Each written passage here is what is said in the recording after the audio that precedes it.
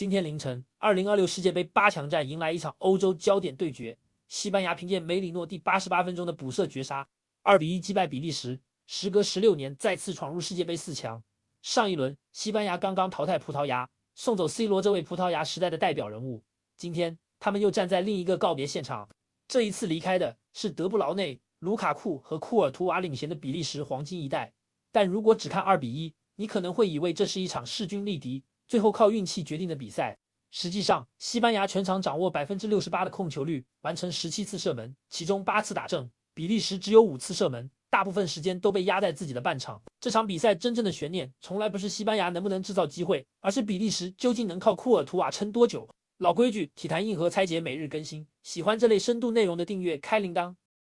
两队开场都排出4-2-3-1，但真正进入比赛后，两套阵型的运转方式完全不同。西班牙拿球时，祖比门迪频繁回撤接应，两名边后卫大胆压上，法比安和佩德里在中场轮流前插，奥尔莫则不断游走到比利时双后腰身旁。原本的4-2-3-1很快变成进攻阵型3-2-5，这也是传控阵进攻和防守两种阵型的特点。这个变化让比利时非常难受。卢卡库向前压迫中后卫，祖比门迪就移到空位，德布劳内跟住前提，佩德里又会出现在他身后。比利时后腰往边路补，法比安和奥尔莫立刻攻击中路。西班牙不是为了控球而控球，而是用传球迫使比利时不断移动，再利用对手移动后留下的空间向前推进。开场10分钟，比利时已经很难把球稳定送过半场，德布劳内被迫一次次回撤到中圈附近接球，卢卡库则被留在前场，长时间得不到支援。比利时的问题非常明显，德布劳内离球门越来越远，卢卡库也就越来越孤立，两个人中间隔着整片被西班牙控制的中场。第13分钟，亚马尔在右路第一次真正制造威胁，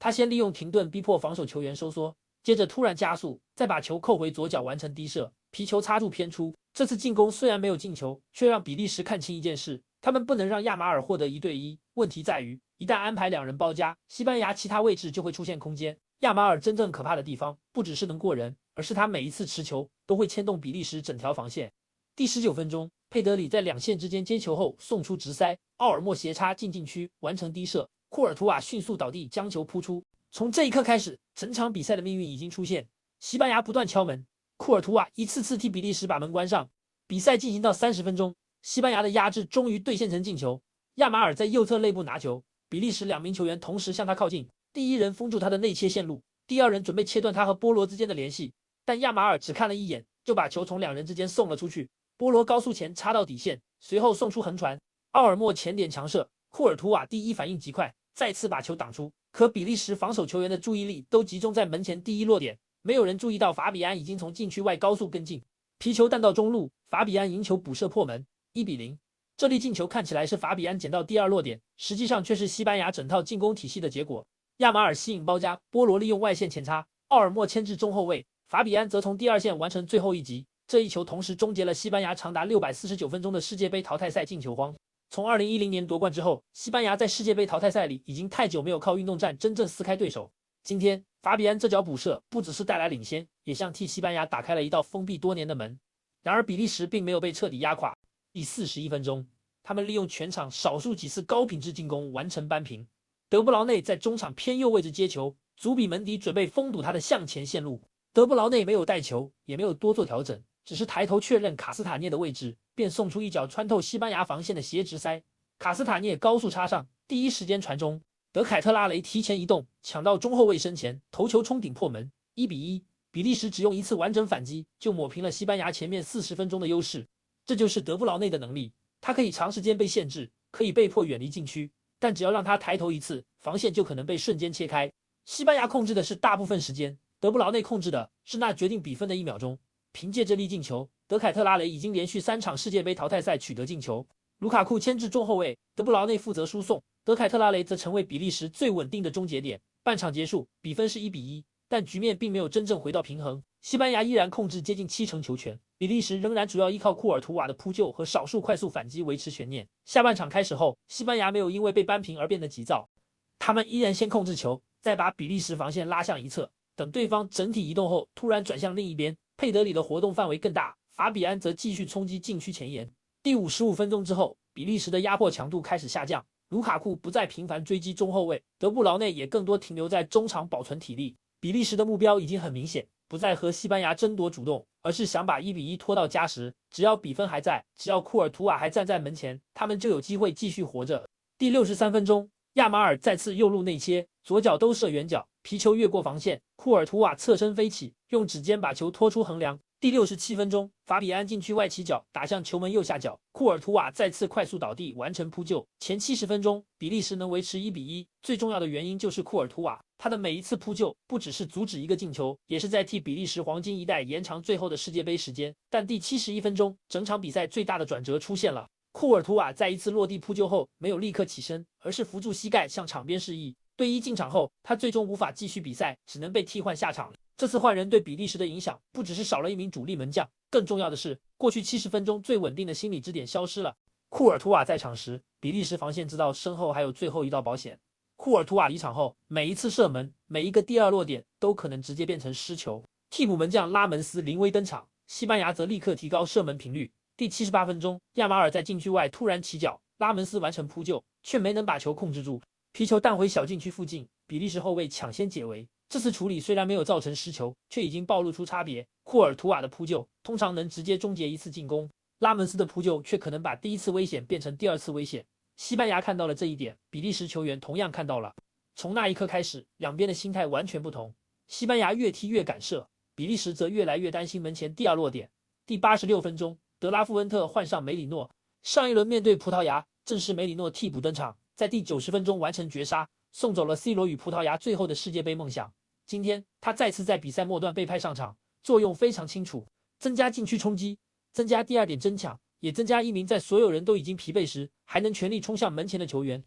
2分钟后，西班牙再次把球压到比利时禁区前，库巴西在外围接到回传，直接起脚远射，皮球穿过人群飞向球门，拉门斯完成扑救，却再次脱手。比利时后卫第一反应是回头找球，梅里诺的第一反应则是往前冲。他刚刚登场，体能充足，反应更快。拉门斯脱手的一瞬间，他已经来到最危险的位置，补射，球进了，2-1。西班牙第88分钟完成绝杀，梅里诺只用了2分钟，再次改写一场世界杯淘汰赛。上一轮送走葡萄牙，这一轮再次送别比利时黄金一代，连续2场，连续替补，连续在比赛最后阶段完成致命一击。这已经不只是运气，而是德拉夫恩特手中最有效的后手。梅里诺不需要大量球权，也不需要从头参与组织，他只需要在比赛最混乱、对手体能最差的时间，出现在门前最容易被忽略的位置。对葡萄牙如此，对比利时依然如此。最后几分钟，比利时把阵型压上，德布劳内不断起球，卢卡库留在禁区寻找头球机会，